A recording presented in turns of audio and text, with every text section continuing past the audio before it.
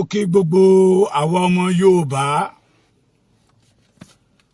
mo kọ́ba, mo kí joyè, mo kí gbogbo orí adé, mo kí ẹ̀yin bàbá mi, mo kí ẹ̀yin ìyá mi, mo kí gbogbo àwa ọlọ́dún èní.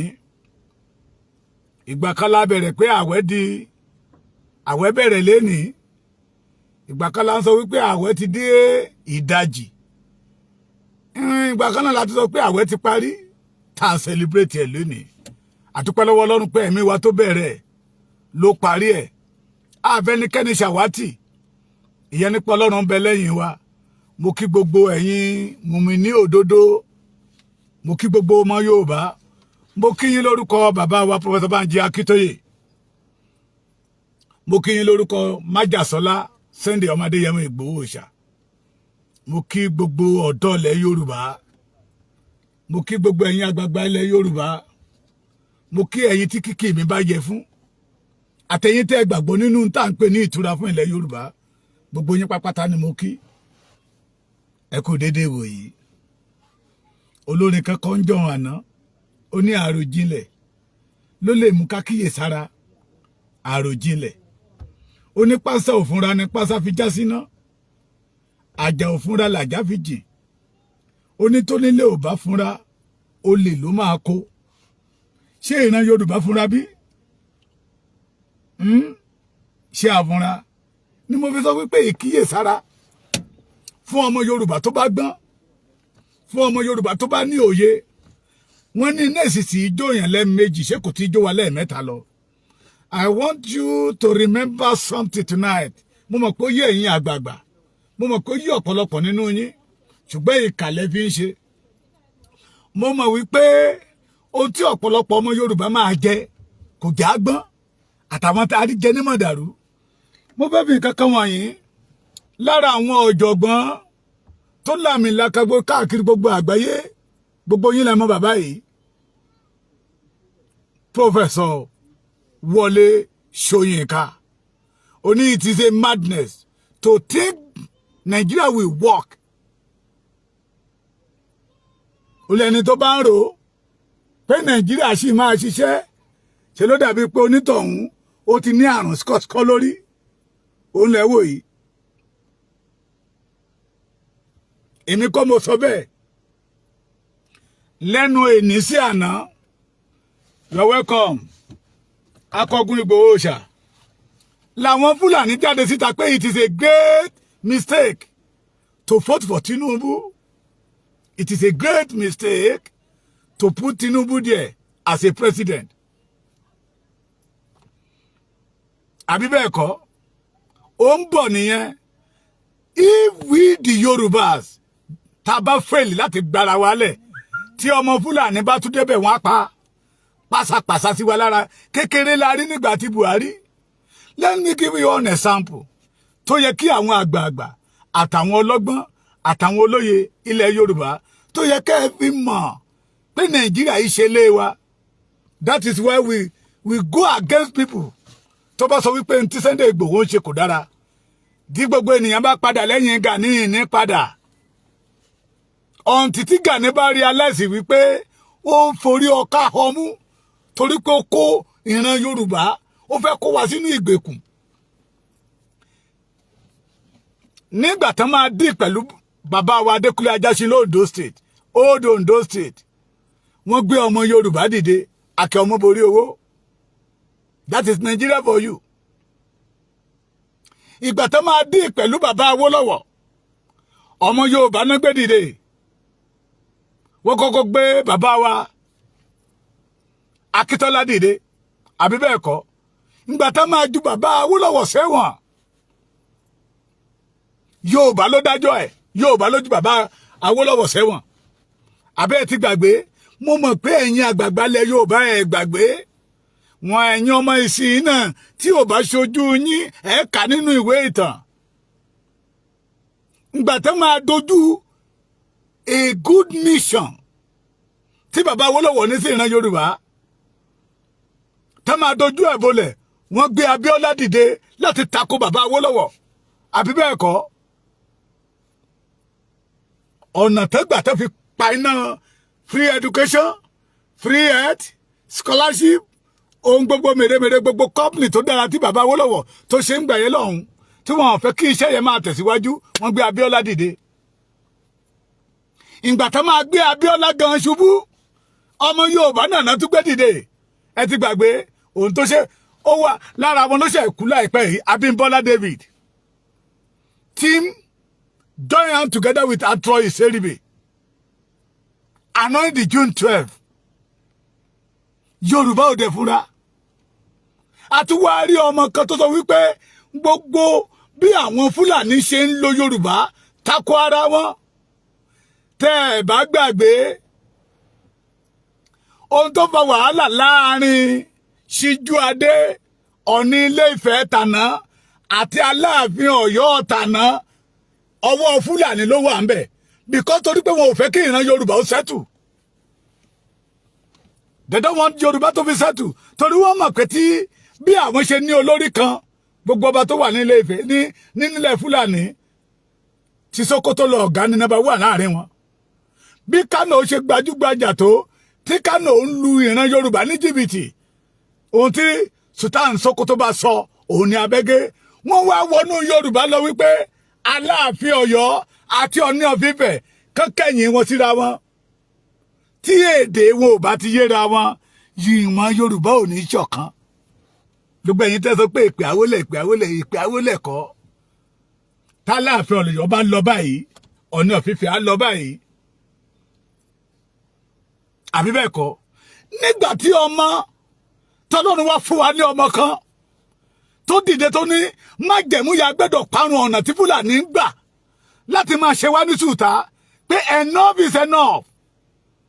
Kò sáyè mọ́ tọ́mọ Yorùbá kan bá dìde tó bá ń lọ ìwé tí ò bá ti fà wọ́n tí ò bá fi tàwọn Fúlàní ṣe á lọlẹ̀ bẹ́ẹ̀ ni èyí tí wọ́n bá pa á lọlẹ̀ bẹ́ẹ̀. Sunday Igboho dìde nìyẹn pé enough is enough.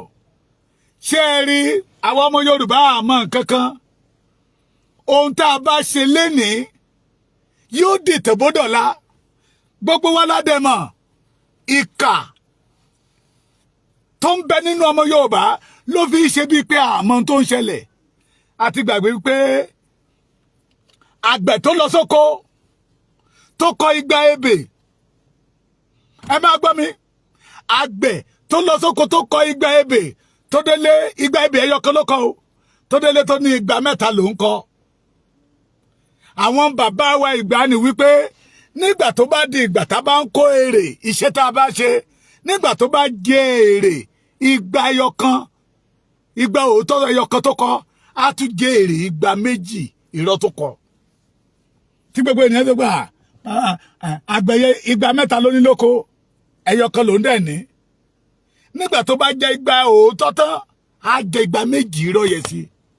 Ṣé rí gbogbo ohun tá à ń ṣe lénìí tọ́pọ̀lọpọ̀ wa sọ ní pé I don't care kò kàn mí I don't care kò kàn mí à ń pa ìyà ẹkún ọjọ́ ọ̀la à ń pa mọ́dé ara wa ni àtàwọn ọmọ wa bí àwọn bàbá wa ṣe dákẹ́ lánàá ohun tó yẹ ká ti kọ̀ fáwọn Fúlàní tí wọ́n ò kọ̀ ìjà tó ti yẹ ká jà tí wọ́n ò jà lára ọmọ Yorùbá lára àwọn àgbààgbà Yorùbá tó mọ̀ wípé ó ń dàlúrú ó ń ba ayé Yorùbá jẹ́ tó yẹ ká ti attack èyí tó yẹ kó fi jófin tí wọn ò fi jófin ìwà ìbàjẹ́ wa bẹ̀rẹ̀ sí ń gògò láàrin ọmọ Yorùbá tẹ́lẹ̀ bá máa wí Yorùbá ò ṣe nẹnu fún títọ̀ bá máa wí Yorùbá ò ṣe jà fún irú ọ̀rọ̀ bẹ́ẹ̀ náà ní Gani Adams tún gbé jáde lẹ́nìí tẹ̀ní ká dákẹ́ ká máa wòran impossible tí Gani Adams tí ò bá gbé what belong to Yorùbá dání ta ló mọ̀ Gani níbo ló ti jáde wá ẹyẹwò lóṣù tí ò bá gbé ohun tó belong sí Yorùbá dání tí Sunday Igboho bá lè sọ wípé lọ́rọ̀ Yorùbá mo yọwọ́ mo yọ ẹsẹ̀ wọ́n pa bẹ́tẹ̀ sí ìran Yorùbá lára either you believe it or not the only person tí Fúlàní bẹ̀rù nílẹ̀ Yorùbá lẹ́nìí ní tí àwọn Boko Haram tó ń bẹ̀rù nílẹ̀ Yorùbá lẹ́nìí Sunday Igboho ni orúkọ ìlàsọ tó bá gbọ́ Sunday Igboho ni tó bá lè lọ òun yọwọ́ òun yọ ẹsẹ̀ a jẹ́ pé Yorùbá rúgí oyin ìyẹn làwọn bí fẹ́ gbaná lójú Gani tí wọn ò bá lè ṣe ẹni tó ń ṣe ẹ má dì lọ́wọ́ àwa ti mọ̀ pé ìwọ ti wọ aṣọ pé ọmọ tó ń bá arúgbó ń gbélé ni tí ò wúlò fárúgbó ẹni tó dẹ̀ ló ń fẹ́ wúlò fárúgbó ẹ sílẹ̀ olódùn mi yóò Fúlàní pààyàn o Fúlàní pọmọ Yorùbá ọ̀pọ̀lọpọ̀ àní ìrọ́nà pa tó bá wá pa ẹbí wọn tán wọ́n wá kẹ́yìn sí tàbí ẹran ẹ̀sùn. Let us join together tẹ́ bá mọ iṣẹ́ aburú tí àwọn Fúlàní ti ṣe láàrin wa we supposed to join hands together and tell Gani to stay away from Yorùbás.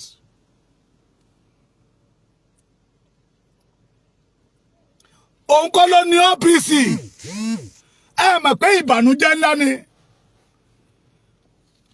Miyetti Allah pírẹsidẹ̀ntì wọn ó ń kà nínú ibi tó fi sí lónìí pé gómìnà kan ló ní kó ń dálẹ̀ tàbí bẹ́ẹ̀ kọ́ Miyetti Allah tí ń pààyàn ó ní backup gómìnà wọn lẹ́yìn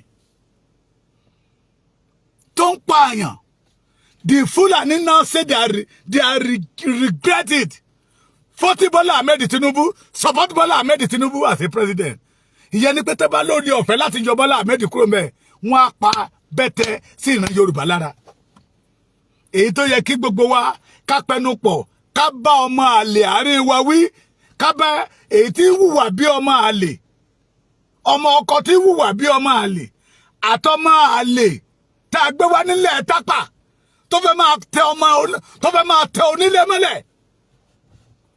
Ká má bàa sunkún ọjọ́ ọ̀la ẹ̀yin kan fẹ́ pé ẹja fi Gani lẹ̀ ẹja fi Gani lẹ̀ ẹja fi Gani lẹ̀ bí ẹ ṣe fi àwọn òṣìwájú lẹ̀ náà nìyẹn tí eku òkè bí eku nílẹ̀ Yorùbá bí ẹ ṣe fi àwọn tó ṣe lánàá lẹ̀ nìyẹn tí bàbá Awólọ́wọ̀ torí failure àpàpàǹdodo torí ikú òjijì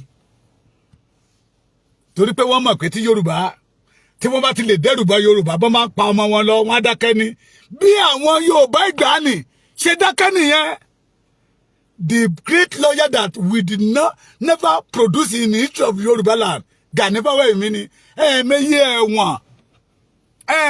ẹ̀wọ̀n tí bàbá Gani lọ under the government of Fulani in Nigeria torí pé bàbá yẹn sọ òtítọ́ ọ̀rọ̀ bẹ́ẹ̀ la rí àwọn kírímínà tó jẹ́ ọmọ Fulani Abba Kyari ó rìn ó yan falala the great 419 Yahoo policeman ó rìn ó yan falala Nigeria government did not have anything to say about it àbí bẹ́ẹ̀ kọ́ notorious kidnapper kan tó jẹ́ ọmọ Fúlàní lẹ́nu ọjọ́ mẹ́ta láàrí tó ya fọ́tò pẹ̀lú àwọn àgbààgbà Fúlàní ẹgbẹ́ ó rìn ó yan falala tó bá jẹ́ ọmọ Yorùbá ni wọ́n á ti waste ẹ̀ dànù àwọn arẹ́ nìkan tó mú ìgboyà tó mú ìbẹ̀rù Yorùbá sí ọkàn àwọn Fúlàní pé ṣé Yorùbá àná tá a rò pé tá a bá kéka ìmọ̀ wọn á máa gbọ̀n ọmọ tó yẹ kí gbogbo wa sọwọ́pọ̀ mo play kírísẹ̀tì yẹn lánàá mo play ẹ̀ màá tún play ẹ̀ lẹ́nìí kẹ́ ẹ gbọ́ ni mo fi sọ pé kí ni Gani fẹ́ lọ́wọ́ ọmọ Yorùbá tí ò sọ fún wa àpẹẹlẹ wo ló tún fẹ́ kí Sunday Igboho fún òun tí Sunday Igboho fún tí Gani fi ń lé ọmọ Yorùbá sẹ́nu kú yóò wá kàn yín ń tí ọ̀pọ̀lọpọ̀ nínú yóò mọ̀ nìyẹn ẹni kàn lé nílà mọ̀ àmẹ́ni tó máa kàn lọ́la ní Yorùbá fi sọ wípé tẹni tó dé la rí àmọ́ ti tẹni tó ń bọ̀. As I'm speaking to you information tọwọ́ mi lónìí pé àwọn Fúlàní tó wọ ilẹ̀ Yorùbá lẹ́ni tán mọ̀ pé Yorùbá ń ṣe ọdún lọ́wọ́ ni o tó wọ ilẹ̀ Yorùbá lẹ́ni ẹjẹ́ bíra wa léèrè iṣẹ́ wo ni federal government dá sí ilẹ̀ Yorùbá tó fi jẹ́ pé ojoojúmọ́ náà ń wọ ilẹ̀ Yorùbá iṣẹ́ wo ní allocation Nigeria to today the Fulani carry 80% of it tó jẹ́ pé wà lọ́wọ́ wọn gbogbo èrè tó yẹ kí Nàìjíríà máa jẹ lẹ́ni Fulani ló kó ilé tó pọ̀ jù mbẹ̀ iṣẹ́ wo ló wà ní ilẹ̀ Yorùbá tí Fulani fi ń rọ́ sọ́dọ̀ wa lójoojúmọ́ Yorùbá ẹ̀ fúnra Yorùbá ẹ̀ ní àkíyèsára wọ́n ní ẹ̀sìn iwájú ni tẹ̀yìn ń wò sáré àbí bẹ́ẹ̀ kọ́ àwọn bàbá wa ìgbàanì àwọn bàbá wa tó ṣáájú wa lánàá wọ́n já sí kòtò ṣé ó yẹ káwa tó ń bọ̀ náà ká tún já sí kòtò káwọn àrọ́mọdọ́mọ wa máa bá wa nínú kòtò ẹ mọ̀ pé ìpinnu Nàìjíríà láti gbé ilẹ̀ Yorùbá gbẹ ni kí àwọn tó ń pè ní Yorùbá kó má sí mọ́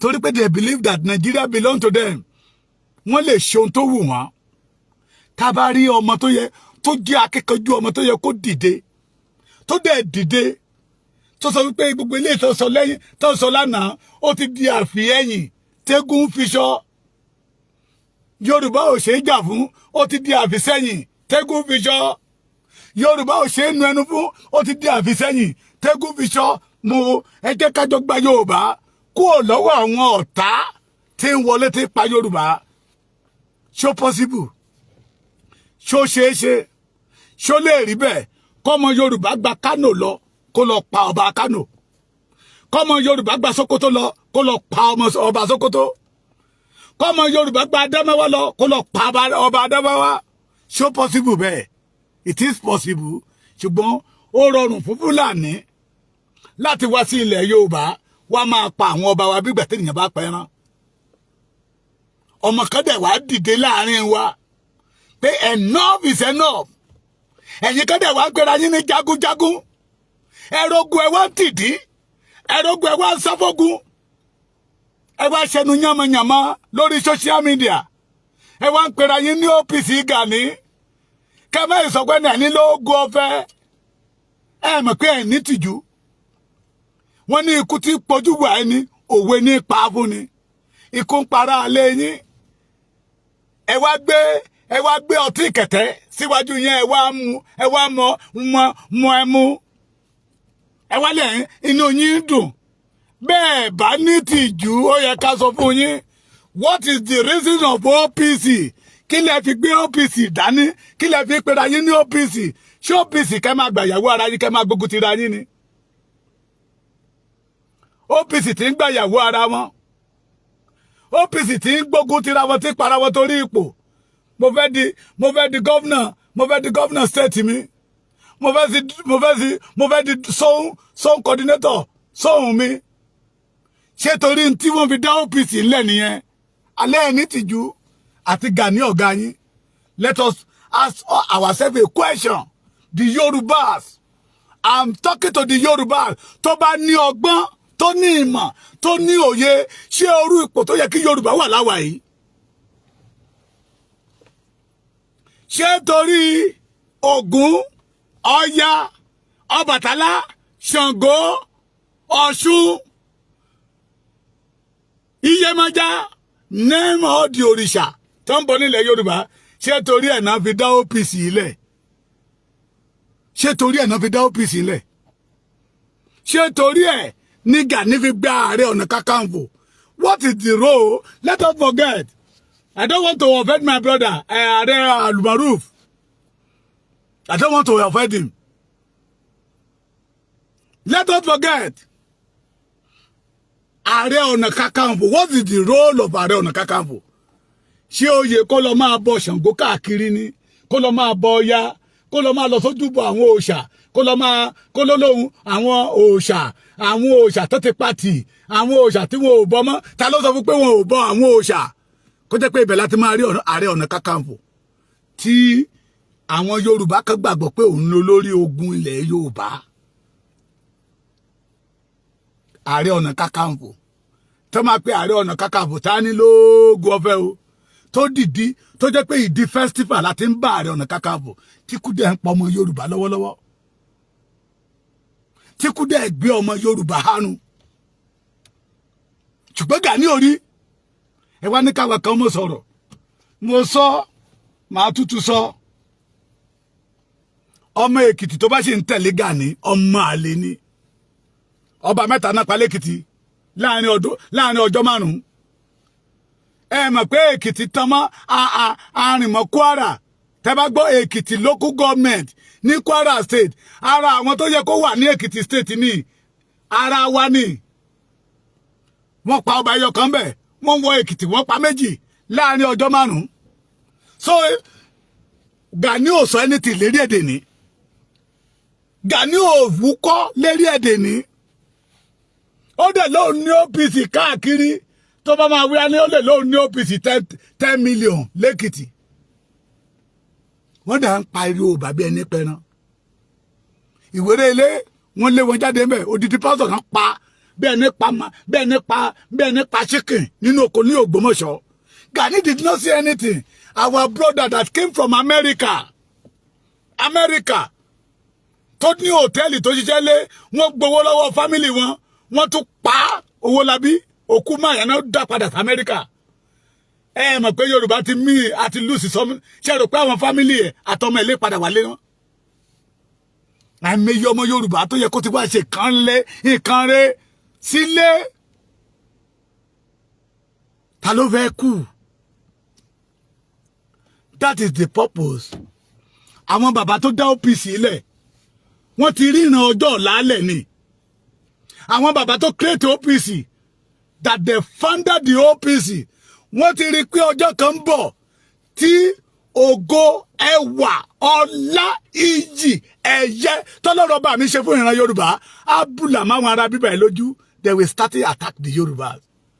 Wọ́n ti rí èrè ìdí tó fi dá OPC lẹ̀ nìyẹn to defend the Yorùbá land to defend the Yorùbá people kì í ṣe pé ká máa gbàyẹ̀wò ara wa ká máa para wa kì í ṣe pé ká sọ OPC di security company kí àwọn individual wa máa gbà wá ká máa lọ máa ṣọ́ géètì ká lọ máa ṣọ́ géètì company ká lọ máa ṣọ́ géètì olówó.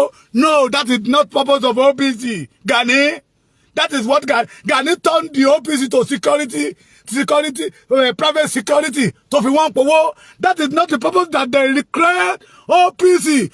They create OPC to defend the Yoruba land. Tẹ́ ẹ̀ bá lè bá Gani sòdodo ọ̀rọ̀ tí Gani bá dàgbàdàgbà tó bá lọ ẹni tó máa tún dìde lẹ́yìn àwọ̀ sí ju Gani lọ. Ikú ń bọ́ mọ́rin ọmọ òfúnra lọ́rọ̀ àwa àti Fúlàní àti Yorùbá. Ṣùgbọ́n tí ikú bá bọ́ mọ́rin tọmọ bá fúnra á tètè mọ̀nà tó máa gbà sá fún ikú tàbí tó máa kọ́ka ikú. Èyí tó bá wà kò yẹ kó bá wa tí Gani mo wo fídíò ìgbà tí Ìgbòho ń wọ Èkìtì.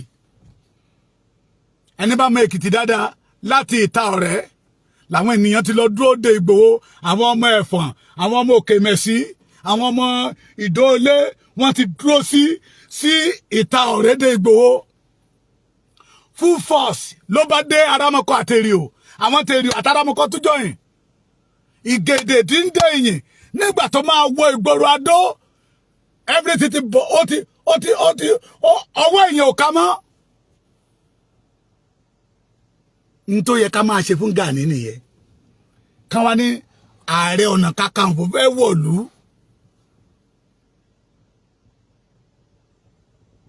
tó bá dúró déédéé ipò tó mú wá ipò tó dómú dání tó bá lò. The problem that we have OPC tán dá fún ìjàngbara ilẹ̀ Yorùbá Gani mú dání ó sọ di kan mẹ́mọ́ wa lọ́wọ́ àwọn àgbààgbà ilẹ̀ Yorùbá dẹ̀ ń wúro wọ́n dẹ̀ ń wò ó wọ́n rẹ̀kẹ́ wọ́n ń wò ó rírẹ̀kẹ́ táwọn àgbààgbà ilẹ̀ Yorùbá rẹ̀kẹ́ tó wo Gani ó dẹ̀ ń kó orí burúkú bá ìran Yorùbá ó gba ohun tó dára dànù bá ìran Yorùbá. I could remember nígbà tó OPC bẹ̀rẹ̀ I could remember nígbà tó OPC jí jẹ́ ẹyọ kan tí Gani àti Onítìrí ò ti bá OPC jẹ́ tani jọ máa kó arápá níwájú ọmọ akúnyányàn tani jẹ́ ọdẹ apẹni níwájú ọdẹ apààyàn. Gani mú OPC dání number 1 ilé agbára tá a create for the survival of the Yorùbá land pé tí ogun bá dé tẹ́ bá ní ẹ̀yin OPC wọ́n á jáde síta. Gani mú dání he turned it to the security private security. Oyè tí let me call it 85% of Yorùbá gbàgbọ́ pé olórí ogun ilẹ̀ Yorùbá Ààrẹ Ọ̀nà Kakanfò Gani tún mú dání. Mọ̀ pé a ní problem gan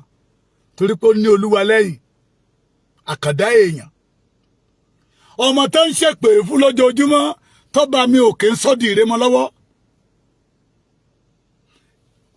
èrò ọkàn wọn ni pé kíṣẹ́dẹ̀ ó dẹni ìríra níwájú ọmọ Yorùbá kàkà bẹ́ẹ̀ yìí gba yìí sí lójú ọmọ Yorùbá ni kíṣẹ́dẹ̀ Ìgbòho dìde pé láyé àlègbà ó tún kí Gani ó tún pírẹ̀sì Gani pé ààrẹ wa ni o mo pílẹ̀ fún yín lánàá ààrẹ wa ni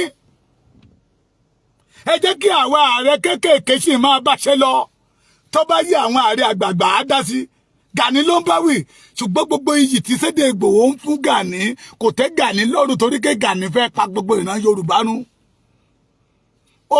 ó fẹ́ gba sí àti tiẹ̀ lọ́wọ́ àwọn Fúlàní ẹgbọ́ ṣe lóòótọ́ àwọn tó pe Gani lọ́mọ tápàṣẹ wọ́n jẹ̀bi ni wọ́n jẹ̀bi torí ìwà tí Gani wù ìwà ọmọ àlè ní sí ìran Yorùbá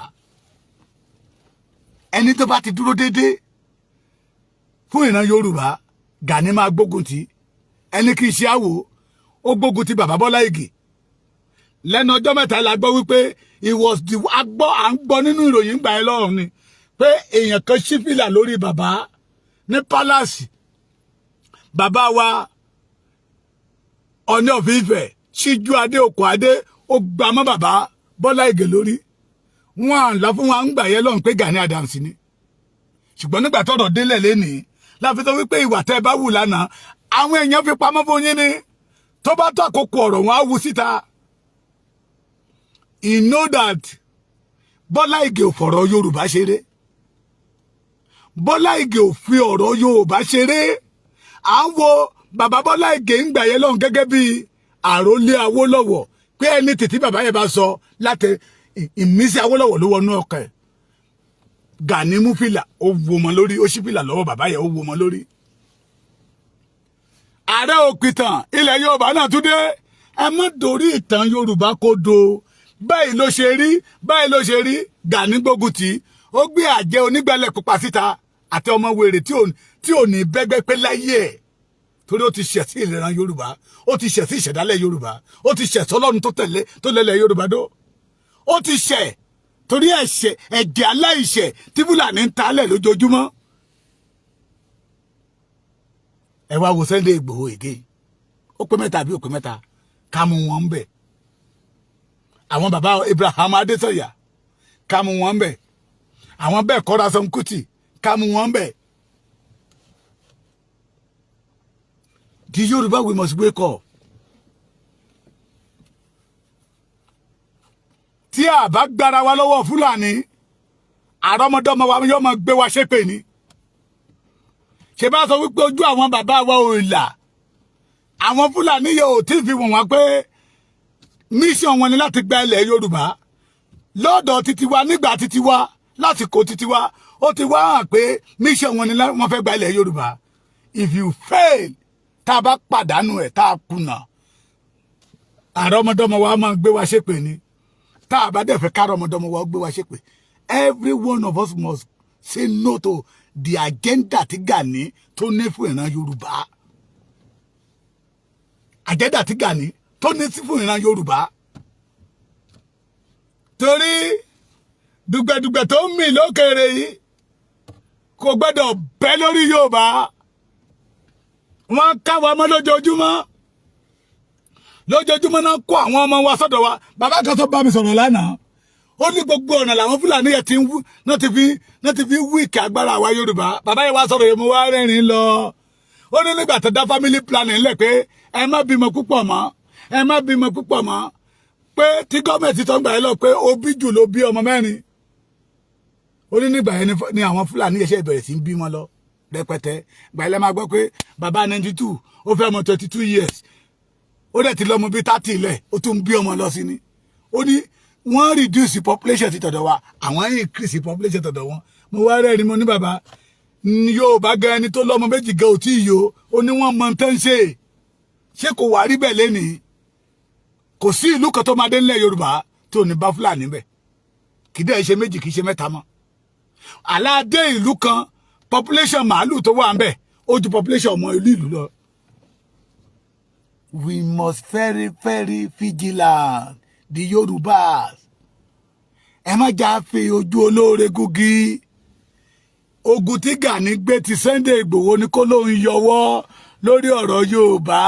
Tó bá dẹ̀ ti yọwọ́ lórí ọ̀rọ̀ Yorùbá, ta ni ó gbà wá? Torí ìtàn máa sọra ẹ̀. Pé nígbà tí Sunday Igboho jáde síta, ọmọ Yorùbá fi bí ṣú ni. Nígbà tí Sunday Igboho jáde síta, Yorùbá fojú olóró gúgi ni. That is the plan tí Gani lẹ́fi rí gbogbo ètekété tí Gani ń ta lọ́wọ́lọ́wọ́ àtàwọn ọmọ ẹ̀. Arógun sálà wọ́n kàn pera wọn ní OPC ni they have nothing.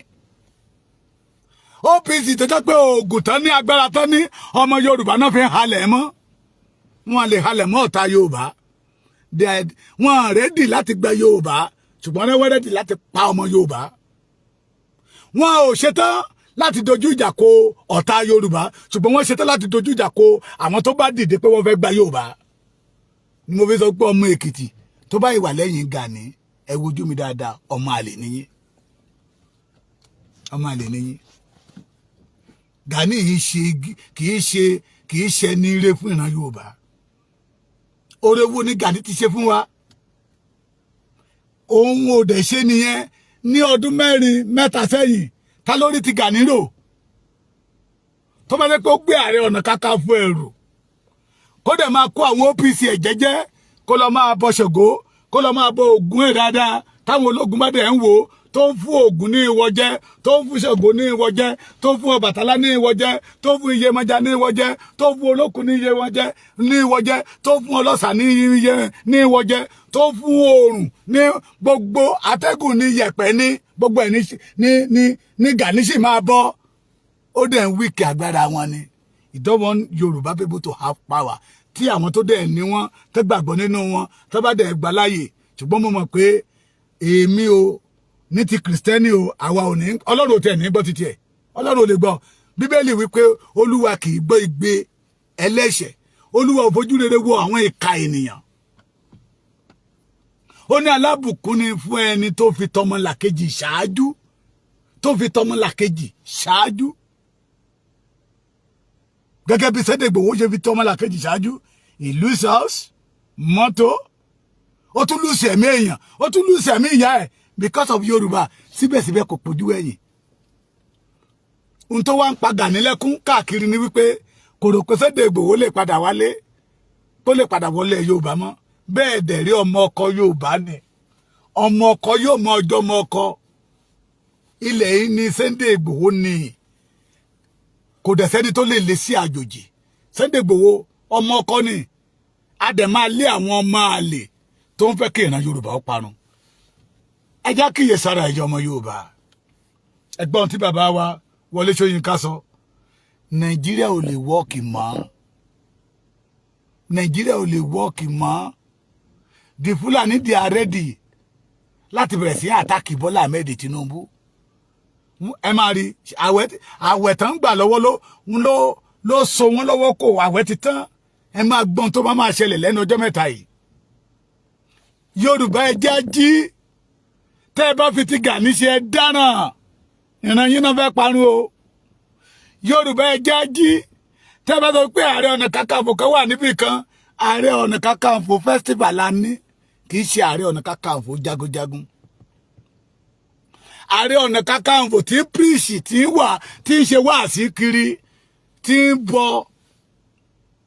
Ààrẹ Ọ̀nà Kakanfò tá a ní nìyẹn o. tó jẹ́ pé òòṣà ní bọ kiri, kò sí ní tó kan pẹ̀lú ogun. Ó dẹ̀ mọ̀ pé ogun jà Yorùbá lọ́wọ́lọ́wọ́, ṣùgbọ́n kò ká torí ó mọ̀ pé òun ò lè rí jẹ́ ń bẹ̀, ó mọ̀ pé òun ò lè rówó ń bẹ̀, ibi tó ti máa rówó nìyẹn. So the Yorùbás, ẹni tó volunteer pé ẹjẹ́ kóra wa papọ̀, we can do it, tó ń fún wa ní ọkàn ìgboyà, tó ń sọ̀rọ̀ agbára sínú ayé wa, tí Ọlọ́run gbé dìde láti ràn wá lọ́wọ́, tí Ọlọ́run gbé dìde láti lò gẹ́gẹ́ bí ohun èlò sí ọlá fún ìran Yorùbá, tí Ọlọ́run gbé dìde bó ṣe gbé Joshua, bó ṣe gbé Mósè, bó ṣe gbé Kílẹ́bù dìde, pé Yorùbá you can do it. Ohun tí Fúlàní pera wọn àjẹ́bẹ̀, ẹjá dìde kágbálẹ̀ wa lọ́wọ́ wọn. Ó ní ẹjá tẹ̀lé o, torí ẹnìkan torí ọ̀la. Àwọn èèyàn wa tó bá fẹ́ wálé, ẹjọ́ bó la ṣe máa dé lu wa tó dé pẹ̀lú míì nígbà kan. Irú àkókò ló máa láǹdì ní Muritala ní airport tó wà l'Ékòó. Ó dẹ̀ sì máa dé Ìbàdàn, ó dẹ̀ sì máa dé Èkìtì, ó ì máa dé Oǹdó. Tẹ́nìyàn bá láǹdì lóru lónìí, lójú òní tó mọ̀ yìí, á wá hòtẹ́ẹ̀lì tó máa dé sí ní o. L'Ékòó lé o, á wá hòtẹ́ẹ̀lì tó máa sùn mọ́jú ní o. Ọjọ́ kejì fún security ló máa bá dé Èkìtì o, fún security ló máa bá dé Oǹdó o.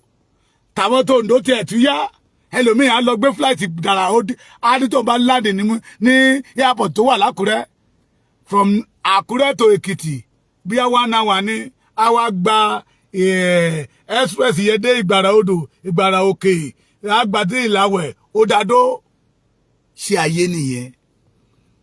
Àwa rìn pẹ̀lú ìbẹ̀rù, ìpayà ní ilẹ̀ bàbá wa, ọkàn wa wà balẹ̀ ní ilẹ̀ bàbá wa. Ọ̀pọ̀lọpọ̀ àwọn ọmọ Yorùbá ló ti kú lórí ẹ̀jẹ̀ ríru, àìnífọ̀kànbalẹ̀, ìbẹ̀rù lórí ilẹ̀ bàbá wa. Òwe Yorùbá kan dẹ̀ sọ wípé ènìyàn wà nílé ara ẹ̀ kó fọrùn yín. Láyé àtijọ́ ni o, ènìyàn máa àfẹsẹ̀ dá nínú ilé ara ẹ̀. Yorùbá ẹ jẹ́ lákìíyèsára. Let us support those people that say that the tomorrow of Yorùbá must sweet. Àwọn tó dìde tó ní ọjọ́ ọ̀la wa gbẹ́dọ̀ ládùn gbẹ́dọ̀ lóyin, pé àwa lọ́lọ́run yọ̀ǹda ilẹ̀ fún, adẹ̀gbẹ́dọ̀ jèrè ilẹ̀ náà. Let us support those people. Kì í ṣe ẹni tó fi wá powó, kì í ṣe àwọn tó sọ ilé agbára wa, tó sọ di business empire wọn. OPC wọ́n sọ di security. Mo rí àbúrò mi kan ṣe last week ni, he was one of the OPC ni mo bá kí ló ń ṣe bíbà yìí, ó ní bíbà iná gbà wọn sí bíbà ló ń ti ṣiṣẹ́, kí ló ń ṣe bíbà ó lòun ò sí kí ọ bíbà yìí. Mo ní ayé mi o, ó dẹ̀ pé láì OPC wọ́n ti sọ yín di èlò ní sálárì ẹ̀ 30,000 naira. Ohun tí Gani fi wọ́n ṣe káàkiri nìyẹn. Adá OPC ńlẹ̀ to secure the Yorùbá land fún ìjàngbara. Àwọn bàbá yẹn ti ríran ọjọ́ ọ̀la pé ọjọ́ ń bọ̀ lÓlúwa wí tí àwọn ará bíbẹ̀ máa dìde ogun sí ìran Yorùbá. Kì í ṣe ìgbà yẹn láṣẹ máa kóra wájọ́. Gani hijack OPC, it turned into another thing. Ọmọ Yorùbá ẹ jẹ́ àkíyèsára. Ikú ń dẹ̀dẹ̀dẹ̀, dẹ̀dẹ̀ ń dẹ́kú, ẹ jẹ́ àfúnra. Ẹ jẹ́ àfúnra. Àparò tó fẹ́ jókòó lóko, ó ń fúnra.